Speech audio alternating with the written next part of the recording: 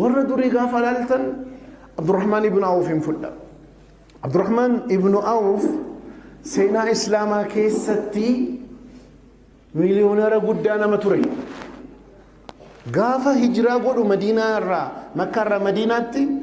قبينيهم دار كاسامامي حركة دواغلي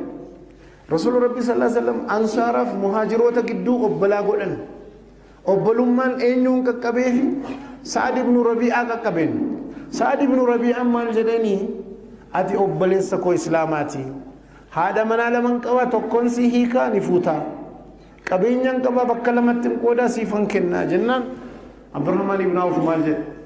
rabbiin maatii kee irrattis qabeenya kee irrattis barakaa siifa godhu bakki daldalaa eessa gabaan bakka gabaanatti mul'isi kan qofan si gaafadhaa jedhe bakka gabaa gaafateen